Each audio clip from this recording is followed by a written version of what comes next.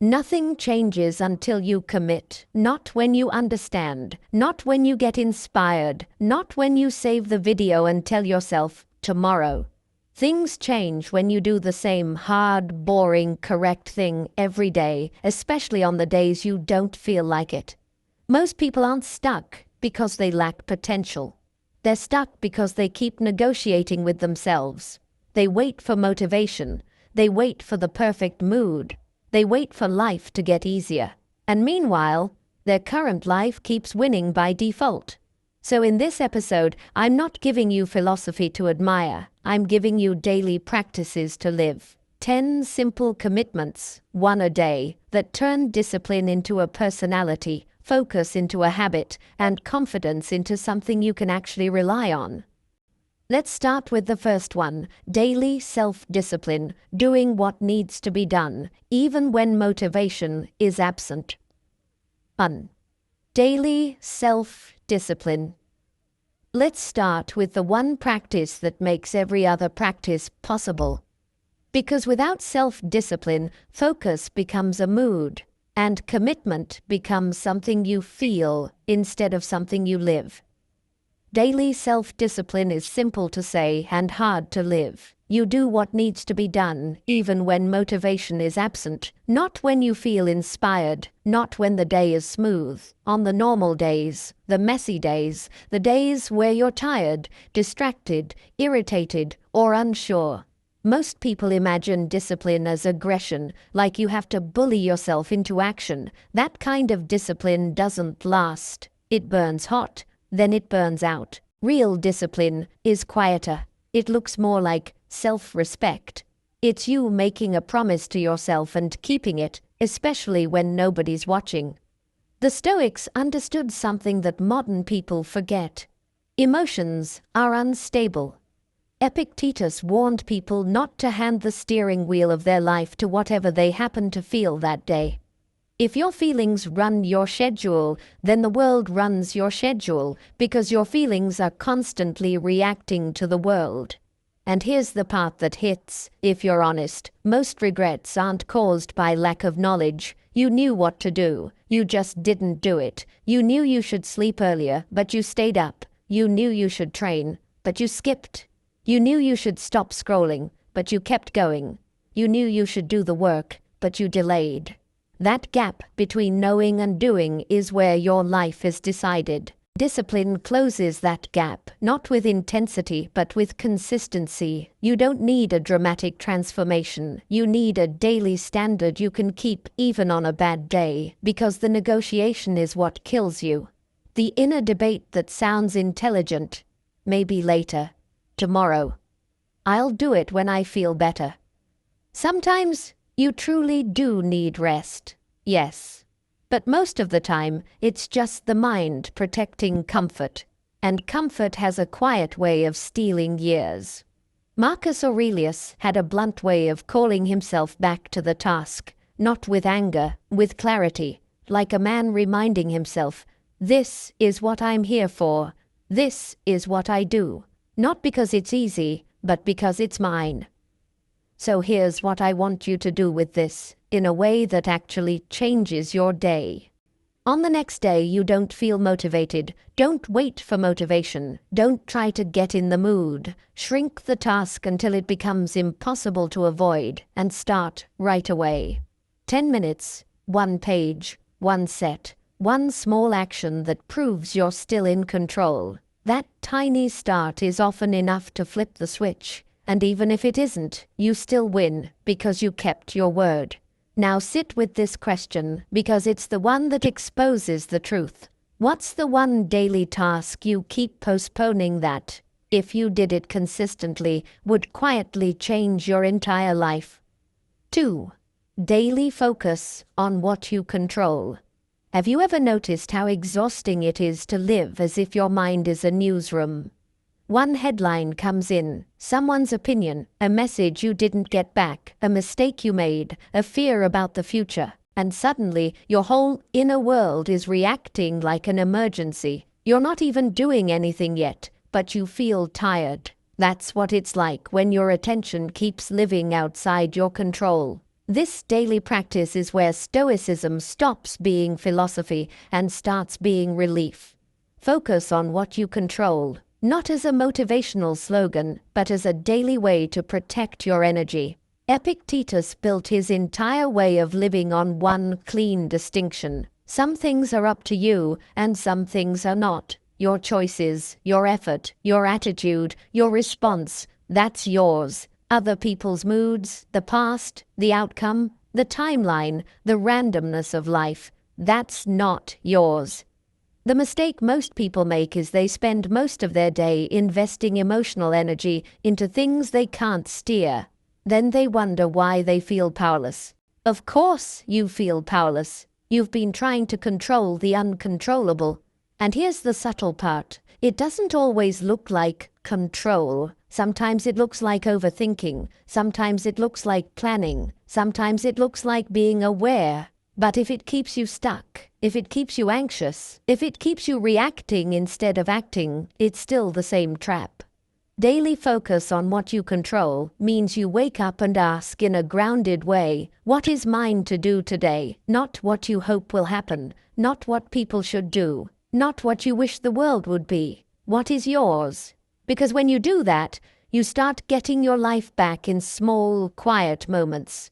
If someone disrespects you, you don't control their character. You control your composure. You control what you tolerate. You control whether you escalate. If progress feels slow, you don't control the speed of results. You control whether you show up today. If you're worried about the future, you don't control every twist life might take. You control how prepared you become, how you manage your money, how you strengthen your skills, how you take care of your body. That's real control. That's real power. Marcus Aurelius wrote as if he was constantly pulling his mind back from distraction, back from complaint, back from drama. Not because he was perfect, because he understood the cost of mental wandering. A scattered mind suffers twice. Once from the event, and once from the story it keeps telling about the event. Focusing on what you control cuts the story down to something usable. It turns, "Why is this happening to me?" into, "What's the next right move?" Now, let's make this practical in a way that fits a normal day, not an ideal day. You get a message that bothers you. The old pattern is to replay it for hours. Build a courtroom in your head. Imagine what you should reply. Get angry, then finally respond from emotion. The Stoic pattern is calmer. You pause, you breathe, you choose the response you respect. Maybe you respond later. Maybe you don't respond at all. Maybe you set a boundary. The point is, you don't hand your nervous system to somebody else's words. Or you're working on something important and you start thinking, what if this doesn't work? What if people judge me? What if I fail? Notice what's happening. That's your mind trying to control an outcome that doesn't exist yet. The only thing you control is the rep in front of you, so you return to the rep. You write the paragraph. You do the set. You make the call. You focus on action, not prediction. Quietly, your confidence grows. Not because you feel fearless, but because you're practicing control where it actually exists.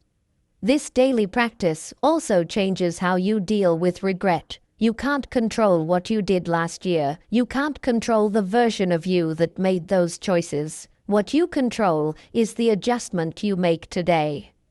Stoicism doesn't ask you to be emotionless. It asks you to be effective. Learn the lesson, then move forward. No self-punishment needed, just responsibility. So here's a simple way to live this starting today. Anytime you catch yourself spiraling, worrying, complaining, comparing, ask one quiet question. Is this in my hands? If it's not, release it and choose what is. Your breath, your posture, your next action, your boundary, your effort, your standard. That's how you train your mind to stop leaking power. And here's the question to sit with before we move on. What's one thing you've been trying to control that's draining your life? And what would you do differently this week if you put that energy back into what's actually yours? 3. Daily silence. Have you ever noticed how quickly talking can become a way to avoid the work? Not because you're lying, not because you're trying to impress. Sometimes it's even more innocent than that. You're excited. You want support. You want someone to understand you. You want to feel real. So you explain the plan. You share the idea. You hint at the next move. You tell people you're about to change. And in that moment, your brain gets a tiny reward, a little relief, a little identity, like you already became the person before you actually did the reps. That's why daily silence is powerful. It doesn't mean you never speak. It means you stop using words as emotional comfort. You stop narrating your future like it's already guaranteed. You stop giving away your focus to the crowd. You keep your energy inside the mission. Stoicism has a quiet respect for this, not the kind of silence that comes from fear, but the kind that comes from self-control. Epictetus didn't admire people who could talk about virtue. He admired people who could live it. The Stoic idea is simple. Your life is your argument. Your behavior is your proof. If you have to keep convincing people, you're not grounded yet. You're still negotiating with approval. And look, this is a modern problem too. Social media turned life into a stage. You can get rewarded for appearing disciplined without actually being disciplined. You can get praise for the intention. You can get attention for the announcement. And if you're not careful, you start chasing that feeling. You start building a presentation instead of building a life. Daily silence breaks that pattern. It trains you to keep your progress private until it becomes real. It trains you to let your actions mature without interference. Because once you speak too early, you invite opinions, comparisons, expectations. Even supportive people create pressure. They start asking, "How's it going?" They start expecting results. They start rooting for you in a way that makes you feel watched. And when you feel watched, you start editing yourself. You start making choices for appearances. The work gets messy. Silence keeps the work clean. There's a reason a lot of the strongest personal transformations happen when nobody knows. You don't have to defend your pace. You don't have to explain the setbacks. You can adjust the plan without feeling like you failed. You can be a beginner without embarrassment. You can train the fundamentals without trying to make it look impressive. That privacy is a gift. Marcus Aurelius is a perfect example of quiet inner work. His most famous words were never written for the public. They were written for himself. No branding, no performance. Just a man trying to hold his mind steady in a world full of noise. And that tells you something important. The deepest work is usually private. It's the work you do when nobody can reward you for it. Now let's bring this down to daily life because I want it to feel practical, not poetic. Daily silence shows up when you stop over-explaining yourself, when you don't rush to justify your decisions, when you don't argue to be understood, when you let confusion exist without trying to correct it immediately. That's hard for a lot of men because the ego wants control of the narrative. It wants to be seen as good, smart, right, strong. But controlling the narrative is exhausting. It's endless. And the truth is, you'll never control it anyway. Silence is you accepting that you don't need to. You don't need to win every misunderstanding. You don't need to respond to every opinion. You don't need to announce every goal. You don't need to show people you're improving. You need to improve. Here's where daily silence becomes a weapon against distraction. It removes the urge to perform. Performance pulls your attention away from your actual life. It makes you check whether people noticed instead of checking whether you executed. It makes you talk about discipline instead of practicing it. Silence flips the reward system back to what matters. You start getting the reward from doing, not from being seen. And there's another layer most people don't realize. Silence makes you emotionally safer. Because when you talk less, you give people less material to misuse, less ammunition, less access, less openings for drama. You start protecting your energy the way you protect your money. You stop spending it on conversations that don't build anything. This doesn't make you cold. It makes you focused. So what does this practice look like tomorrow? It looks like choosing one area of your life to keep private for a while. Your training, your work goals, your personal growth. Not because you're hiding, but because you're building. Let it grow roots before you expose it to weather. It looks like replacing announcements with reps. Instead of saying, I'm going to lock in, you lock in. Instead of telling someone you're changing, you change. Instead of explaining why you're busy, you do the work and let time answer for you. And if someone pressures you to explain, you don't get dramatic. You keep it simple. I'm working on some things. That's it. Then you return to your day. Here's the question to sit with before we move on, because it reveals how much your energy is leaking. Where in your life are you talking for comfort, when what you really need is quiet execution? 4. Daily physical effort. Let me ask you something that's uncomfortable but honest. When your mind feels weak, scattered, anxious, or undisciplined, how often is it because your body has been still for too long? A lot of people try to solve mental problems with mental solutions only. More thinking, more analyzing, more planning, more content, and then they wonder why they still feel restless. But your mind isn't floating in space. It lives inside a body, and if the body is stagnant, the mind usually gets noisy. Daily physical effort is one of the simplest ways to stabilize your inner world and sharpen discipline, because it gives you immediate proof that you can do hard things on command, not in a dramatic, beast mode way. In a quiet, reliable way that builds self-respect. The Stoics understood this, not as a fitness trend, but as preparation. Epictetus used to push the idea that philosophy isn't something you talk about. It's something you practice, and practice means training your ability to respond well under pressure. Your body is part of that training. When you strengthen the body, you're also strengthening your ability to stay steady when life becomes uncomfortable. The body teaches the mind a language it can't argue with: action.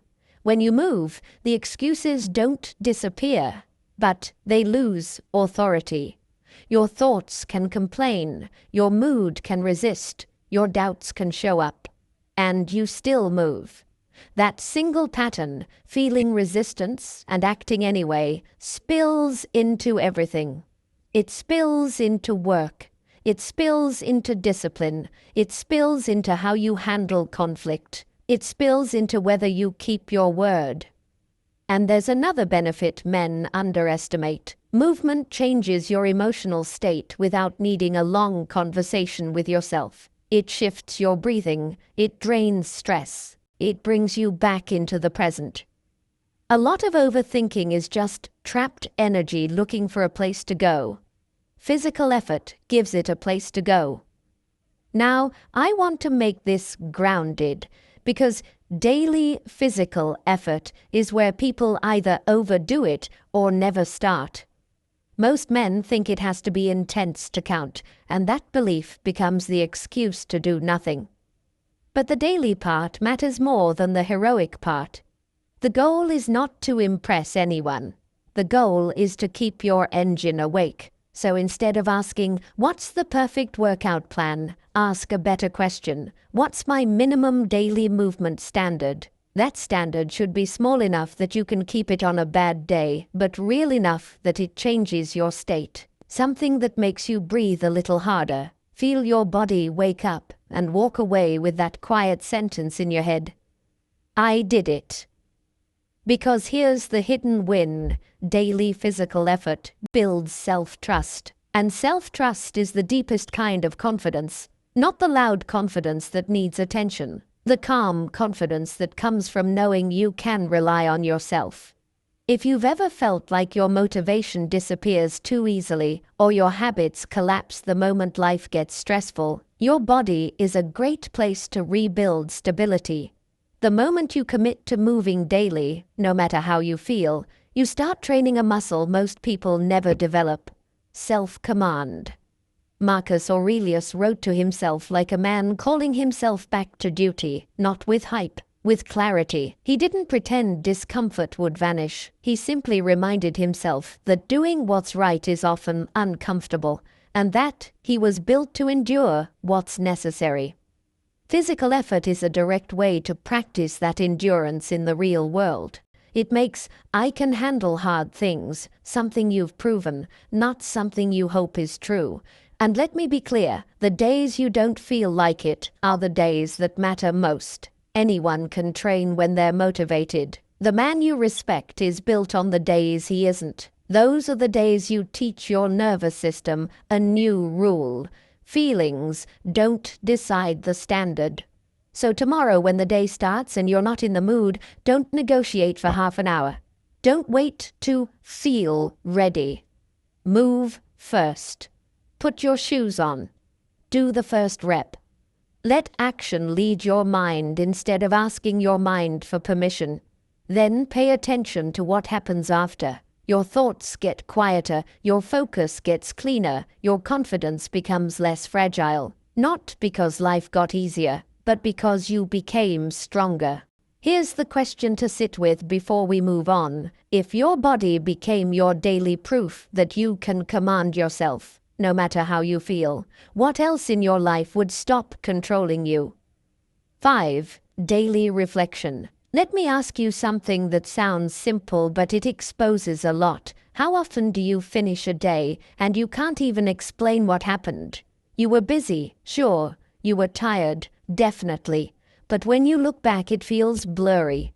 You reacted to things. You chased little fires. You got pulled by distractions. And somehow you arrived at night without steering the day. That's why daily reflection matters. Not as journaling for aesthetics. Not as deep therapy every night. Just a brief, honest review that keeps you from repeating the same mistakes on autopilot. The Stoics treated reflection like maintenance. Marcus Aurelius wrote to himself because he knew the mind drifts if you don't guide it. Seneca even talked about reviewing the day as a practice, looking at where you lost your temper, where you wasted time, where you acted with integrity, and what you needed to correct tomorrow. Not to shame yourself, to train yourself. That's the key. Reflection isn't punishment. It's precision. Without reflection, you can work hard and still stay the same person, because effort alone doesn't guarantee growth. You can repeat the same patterns for years, same triggers, same reactions, same excuses, just with different scenery. Reflection is what turns experience into learning, and learning is what changes you.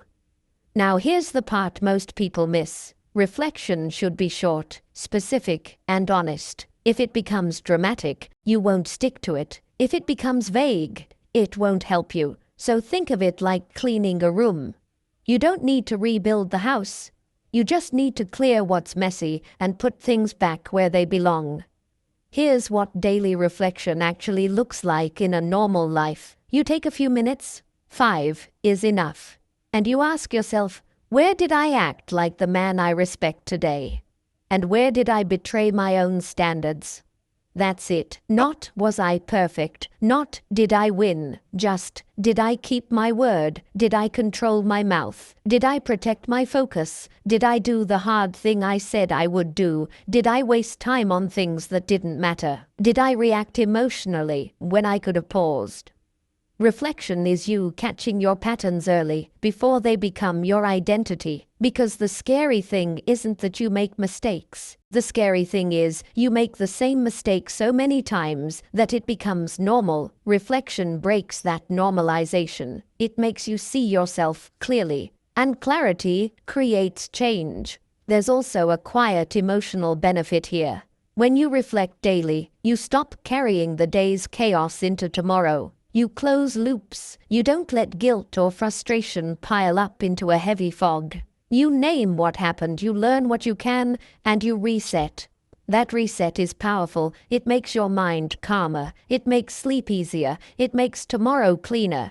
And it builds self-respect in a strange way. You start becoming a man who pays attention to his own life. Most people don't. They live like passengers. Reflection turns you into a driver. Now I want to give you a very practical way to do this, without turning it into some complicated ritual. At the end of the day, or even at the end of a work block, just ask 3 quiet questions in your head. What did I do today that I should repeat? What did I do today that I should stop? What is one adjustment I'll make tomorrow? Notice how simple that is. It's not a list of 10 things. It's one adjustment, one correction, one small improvement. That's the whole point. You're building a life through small course corrections, not through self-hate. And here's the Stoic part that makes it strong. You don't reflect to feel better. You reflect to become better. Feeling better often comes as a side effect, but the goal is accuracy. A man who sees himself clearly is already ahead of most people. So tonight, don't overthink it. Take a few minutes, be honest, be kind, but not soft. Own what you did, own what you avoided. Then choose one tiny correction for tomorrow. That correction, repeated daily, will quietly reshape your entire life. Here's the question to sit with before we move on.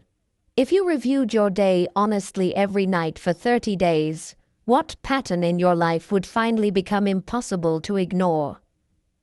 6. Daily discomfort. Let's talk about the practice most people avoid even when they know it would change everything. The daily choice to do one uncomfortable thing on purpose. Because if you look closely, stagnation usually isn't caused by lack of knowledge. It's caused by avoidance. Avoidance of effort. Avoidance of awkward conversations. Avoidance of feeling bored. Avoidance of starting as a beginner. Avoidance of discomfort. And the wild part is, the thing you avoid doesn't disappear. It just grows. It becomes heavier in your mind. It becomes this background tension you carry all day. So you're not actually avoiding pain, you're postponing it and multiplying it. Stoicism has a clean answer to that. Train yourself to face what you avoid. Not recklessly, not dramatically, just daily, in small doses. Epictetus taught that you don't become strong by wishing for strength. You become strong by practicing strength.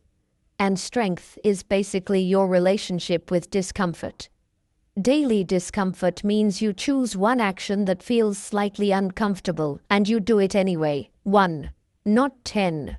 You're not trying to become a machine. You're trying to build resilience. And resilience is built the same way muscles are built, through controlled resistance. This practice matters because your brain is always learning rules.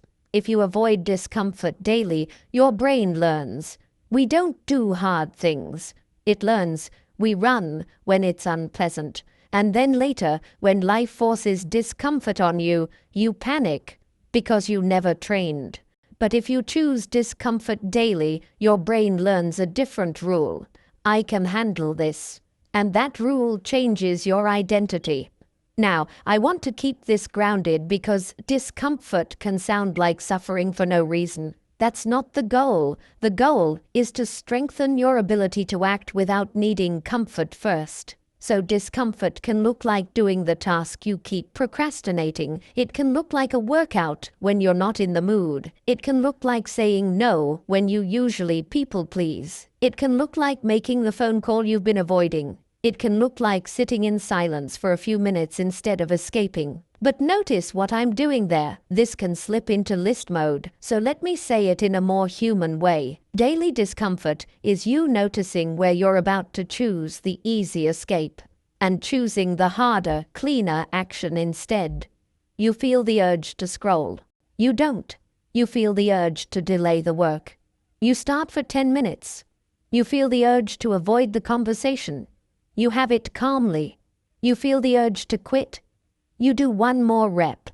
It's tiny, but it's powerful, because the person you want to become is on the other side of 1,000 small discomforts, not one giant heroic moment. Most men are waiting for a big moment that changes everything. That moment rarely comes. What changes everything is the daily decision to not run, Seneca had this mindset of preparing for difficulty so that difficulty doesn't destroy you. He believed you should train yourself to need less, to endure more, to stay steady when life gets rough. Not because life is always rough, but because it can be. And a man who's trained is calmer. He doesn't panic. He doesn't collapse. He adapts. Daily discomfort is that training, and there's a psychological trick inside this practice that makes it almost unfair in your favor. You're teaching your brain that feelings don't control you. Most people live like this. If I feel like it, I'll do it. That's a dangerous rule, because feelings are inconsistent. They're influenced by sleep, food, stress, other people, weather, random thoughts. If your life depends on feeling like it, your life will be unstable. But when you do one uncomfortable thing daily, you build the opposite rule. I can act without permission from my mood. That's power. Now, let's make it usable. The mistake men make is choosing discomfort that's too big. They choose a huge task, fail, then feel ashamed, and the practice dies. Keep it small and clean. Choose one discomfort that you can finish in the same day. Something you can point to and say, I did it. Even if it's 5 minutes, even if it's 1 rep, even if it's 1 sentence you needed to say. And here's another important detail. Don't reward yourself with drama. Just move on. One discomfort, then back to life. That's how it becomes normal. Over time, you'll notice something changes in you. The things that used to scare you start feeling smaller. The things that used to trigger avoidance start feeling manageable. Your confidence becomes less dependent on circumstances. You start walking around with this quiet sense of capability, like, I can handle myself. That's resilience. So tonight or tomorrow, pick one discomfort and do it early. Don't wait until you're drained. Do it while your energy is higher. Your hardest action deserves your best hours. Here's the question to sit with before we move on. What's the one discomfort you keep avoiding that is quietly controlling your life? 7. Daily reduction of distractions. Let's be honest, the biggest reason people don't change isn't that they're lazy. It's that they're constantly interrupted, not just by the world, but by their own cravings. A quick check turns into 30 minutes. A harmless scroll turns into a foggy mind. A small notification pulls you out of your life and into somebody else's noise. Then the day ends, and you feel like you were busy without actually building anything. That's what distractions do. They don't always destroy your day in a dramatic way. They slowly dissolve it. The Stoics would look at this and call it a problem of attention and choice. Marcus Aurelius kept reminding himself that the mind becomes shaped by what it repeatedly returns to, not what it admires, not what it intends, but what it returns to. If your mind returns to noise 100 times a day, don't be surprised when you can't focus, can't stay calm, can't feel proud of your effort. You trained yourself to be scattered. So this practice is simple and it's daily. Remove one distraction. Not all distractions, not a heroic detox that lasts 2 days. One source of noise, temptation, or wasted attention every day until your environment stops fighting you. Because that's the part most people ignore. They try to change their mindset while their environment keeps pulling them backward. They try to be disciplined while their phone is designed to seduce them. They try to focus while their day is built around interruptions, and then they blame themselves for losing. That's like trying to stay dry while standing in the rain, then feeling ashamed you got wet. The deeper truth is this: discipline gets easier when the temptations are farther away. Not because you're weak, but because you're human. There's also something quietly spiritual about reducing distractions, and you don't have to be mystical to feel it. The Buddha talked about the wandering mind, how suffering grows when the mind is constantly pulled by desire, fear, craving, and agitation. In modern life, distractions are basically craving with a screen. Your attention gets hooked, your nervous system gets stimulated, then your baseline peace gets stolen.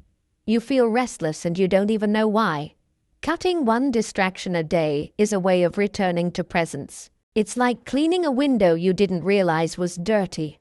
Now, make this practical in the real world. You don't need to hate your phone. You don't need to become antisocial. You just need to stop acting like every interruption deserves your obedience. Epictetus would say you always have the ability to choose your response. A notification is not an order. A craving is not a command. A distraction is an invitation, not a law.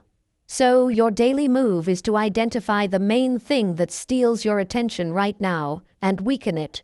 Sometimes that means changing settings. Sometimes it means changing location. Sometimes it means changing timing. Sometimes it means removing one app or removing one habit that always triggers the spiral. The exact method doesn't matter as much as the outcome: less noise, more control. And here's what happens when you do this for a week.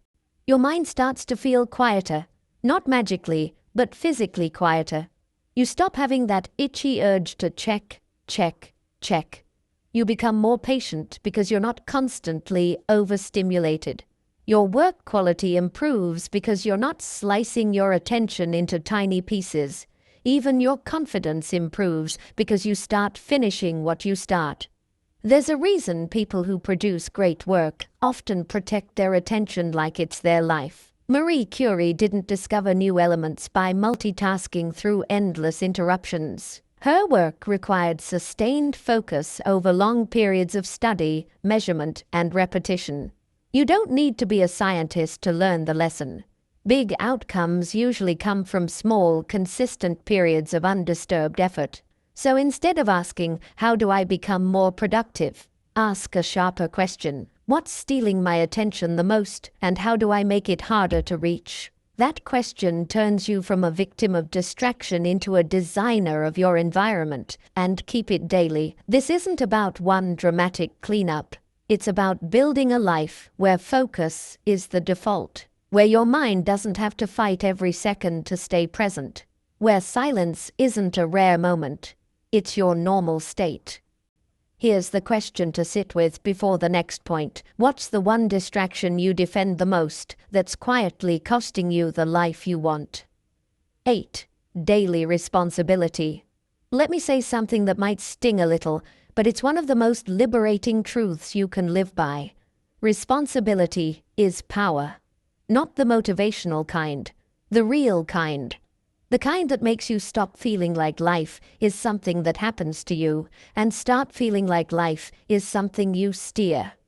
Most people want the rewards of responsibility without the weight of it. They want confidence, but they don't want accountability. They want respect, but they don't want standards. They want a better life, but they don't want to admit they've been choosing habits that create the current one. So they blame the economy, the past, their parents, the algorithm, their mood, their personality, their bad luck. And listen, sometimes life really is unfair. Sometimes you get hit with things you didn't choose. But the moment you use that as a reason to stop taking responsibility for what you do choose, you hand your future away. Stoicism is blunt about this. Epictetus would tell you, you don't control what happens, but you control what you make of it. That's responsibility. Marcus Aurelius lived in a world of wars, plagues, betrayals, politics, real chaos. And yet he kept returning to the same inner stance. My job is my response. My job is my character. My job is my action. That's not denial, that's strength. Daily responsibility means you own outcomes fully, without excuses or blame, not in a self-hating way, in a clean way. It means when something doesn't go well, you don't immediately look for a villain, you look for your part. You look for the lesson. You look for the adjustment. Because responsibility is the only place where change lives. Think about it. If everything is someone else's fault, then the solution is someone else's job, and that's a powerless life. But if you can say, I did this, I chose this, I allowed this, I avoided this, I can correct this, then suddenly you have options. Suddenly you can act. This practice is especially important for men because a lot of men confuse responsibility with shame. They hear, take responsibility, and they think it means beat yourself up. No, shame makes you weak. Shame makes you hide. Shame makes you lie to yourself. Responsibility makes you honest. Responsibility makes you calm. Responsibility makes you effective. It's the difference between I'm a failure and I failed and I'm correcting. One is identity, the other is action, and the daily part matters because responsibility isn't something you turn on once. It's a way you handle your day. When you oversleep, you don't say, I'm just not a morning person. You say, that was my choice last night. When you waste time, you don't say, I got distracted. You say, I didn't protect my attention. When you eat badly, you don't say, I had no choice. You say, I chose comfort over my future. When you avoid the work, you don't say, I'm unmotivated. You say, I'm avoiding discomfort. That sounds harsh, but it's actually clean. Because once you name it, you can change it. When you hide behind soft language, you stay stuck. Responsibility is reality language. There's a real historical example that shows how responsibility turns into power without needing excuses. When Theodore Roosevelt was a child, he struggled with asthma and physical weakness. He didn't pretend it was fair. He didn't deny it. But he took responsibility for what he could control, building strength, training discipline, developing endurance. That commitment reshaped his life. The point isn't that you need to become Roosevelt. The point is the mindset. You start where you are, you own what's yours, and you build. Daily responsibility also changes how you speak. You stop saying, they made me angry, and you start saying, I got angry. You stop saying, they ruined my day, and you start saying, I let that ruin my day. You stop saying, I had to, and you start saying, I chose to. That shift is huge, because it puts you back in the driver's seat. And here's the weird thing, people respect you more when you live like this, not because you're perfect, but because you're accountable. A man who owns his mistakes becomes trustworthy. A man who blames everything becomes exhausting. So how do you practice this daily without turning it into an emotional beating? You keep it simple. When something goes wrong today, ask yourself, what part of this is mine? Not who's to blame. What part is mine? Even if it's small, even if it's just how you responded, then make one adjustment. One. Not a grand reinvention, one correction. That's how responsibility becomes a habit instead of a speech. Here's the question to sit with before we move on. Where in your life have you been using excuses as comfort? And what would change this week if you replaced excuses with ownership? 9. Daily respect for time. Let me ask you something that sounds obvious, but most people live like it's not true. If you had $1,000 and you wasted it, you'd feel it. You'd notice the loss. You'd probably remember exactly where it went. But time is worth more than money, and people waste it like it's unlimited. That's the quiet tragedy of modern life. Not that you don't have goals, not that you don't have potential. It's that your hours get spent in places that don't build anything, and then you wonder why your life isn't changing. Daily respect for time is treating time like it's non-renewable, because it is. You can earn more money, you can rebuild relationships, you can learn new skills, but you cannot get back last Tuesday. You can't buy back last month, you can't return a year and ask for a refund. The Stoics were almost ruthless about this. Seneca wrote about how people guard their property, but let strangers steal their time with no resistance. And when you sit with that, it hits hard, because it's not always strangers. Sometimes it's your own habits stealing your time, your own procrastination, your own distractions, your own comfort rituals that feel harmless until you realize they've eaten years. Respecting time daily doesn't mean you live like a machine. It means you stop living like you have endless chances. It's the difference between I'll start someday and I'll start today. It's the difference between "I'll fix it later" and "I'll take one step now." It's the difference between "it's fine" and "this is costing me my life." Marcus Aurelius would remind himself that you could leave life at any moment, so you should act accordingly. That line isn't meant to make you anxious, it's meant to wake you up, not to fear death, but to stop wasting the day. Because once you truly accept that time is limited, you start making cleaner choices. You stop tolerating pointless arguments. You stop spending hours with people who drain you. You stop giving your best energy to things that don't matter. You start protecting mornings. You start protecting deep work. You start protecting sleep. You start protecting your health. You begin to treat your day like your life depends on it, because it does. Now here's the tricky part. Most time wasting isn't obvious. It hides inside small breaks. It hides inside constant checking. It hides inside indecision. It hides inside starting tasks and never finishing. It hides inside the mental fog of switching from one thing to another without committing. So respecting time is also respecting attention. It's choosing fewer things and doing them well. It's being present in the task instead of being half here, half somewhere else, because half attention is how hours disappear. Let me give you a real-life picture. A man sits down to work for an hour. He checks his phone for 1 second. He replies to a message. He scrolls. He watches a short clip. He looks up and 20 minutes are gone. He feels guilty, so he tries to rush the work. The work becomes sloppy. He feels stressed. He takes another break. And suddenly, the hour is gone with nothing meaningful built. That isn't laziness. That's disrespect for time disguised as normal. And it becomes a lifestyle. Daily respect for time is deciding that your day will have protected blocks, time that cannot be stolen, not by other people, not by your phone, not by your emotions. And you don't protect those blocks with motivation. You protect them with boundaries. Here's a simple way to practice it without becoming rigid. Choose one sacred hour each day, 1 hour that belongs to your future. It can be early morning or late night, whatever fits your life. But that hour is where you build. It's where you train. It's where you learn. It's where you create. It's where you do the thing that changes your life.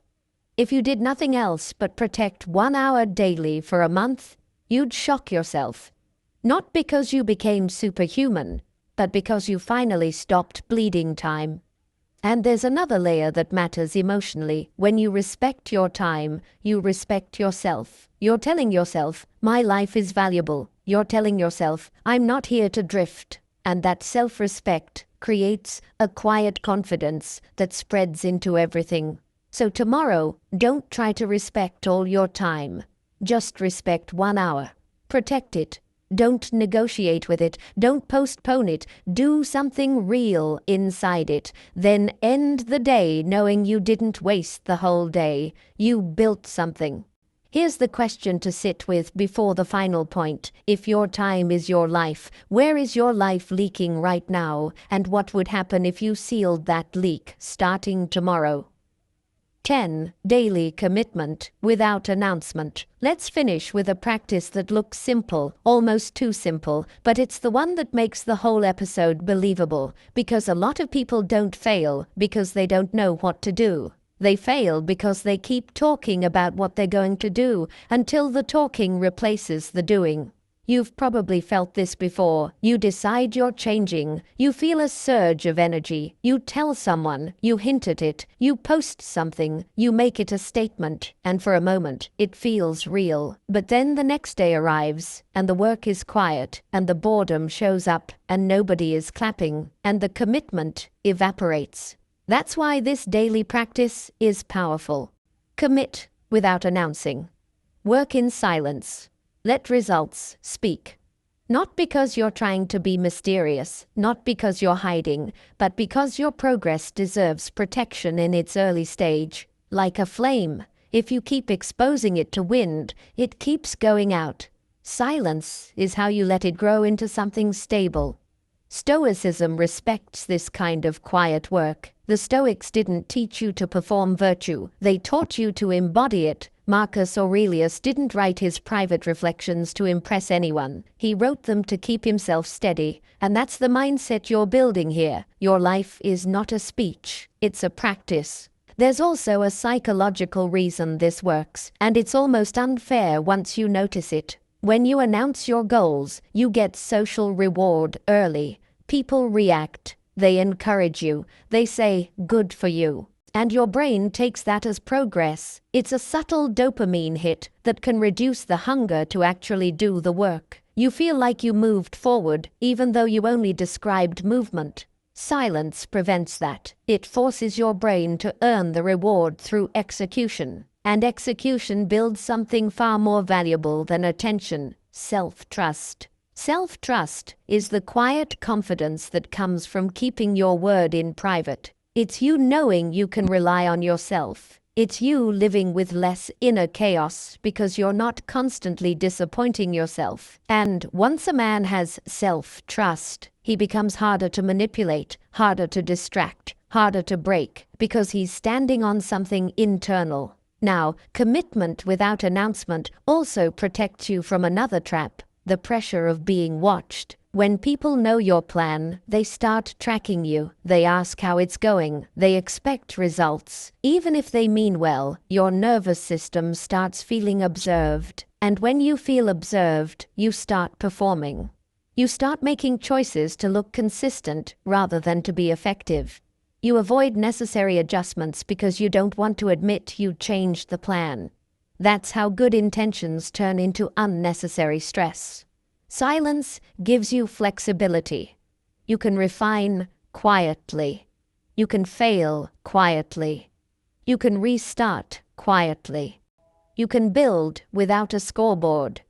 And this is one of the most underrated advantages of working in silence. It makes you faster in the long run because you don't waste energy explaining the process. You spend that energy on the process. Here's what this looks like in daily life. You choose a standard and you keep it privately. You don't talk about the diet. You eat clean. You don't talk about your training. You train. You don't talk about how you're locking in. You lock in. You let your calendar and your actions tell the truth. If someone asks, you keep it simple. You don't sell it. You don't defend it. You just keep moving. And over time, something interesting happens. People stop needing you to explain because they can see it. Your energy changes, your consistency shows, your results appear, and results have a weight that words don't. This practice also changes the way you deal with setbacks. When you're quiet about your goals, a setback doesn't become a public embarrassment. It becomes a private lesson. You learn, you adjust, you continue. No drama. No identity crisis, just progress. So if you want a clean, practical way to live this starting tomorrow, do this. Pick one commitment you're serious about and remove the urge to announce it. Treat it like private training. Let the proof arrive later. And if your mind starts craving recognition, if you feel that itch to tell someone, "I'm changing," use that itch as a signal. That's your ego asking for a reward. Instead of giving it a reward through talking, give it a reward through action. Do one rep, do one task, do one disciplined choice. Then move on. Because the real flex isn't that you told people you were becoming better. The real flex is that you became better, and they had to adjust to the new you without being warned. Here's the final question to sit with, because it ties everything together. What would change in your life if you stopped announcing your intentions and started letting your daily actions quietly prove them? If you take all 10 practices and strip away the words, what you're really building is one thing: a life that finally has momentum, not the fake momentum of motivation, the real kind, quiet, steady, almost boring. And that's exactly why it works. Nothing changes until you commit, because commitment isn't a feeling, it's a pattern. It's the moment you stop negotiating with yourself every day. You do what needs to be done. You focus on what's in your hands. You speak less and execute more. You move your body so your mind stops spiraling. You reflect so you don't repeat the same mistakes.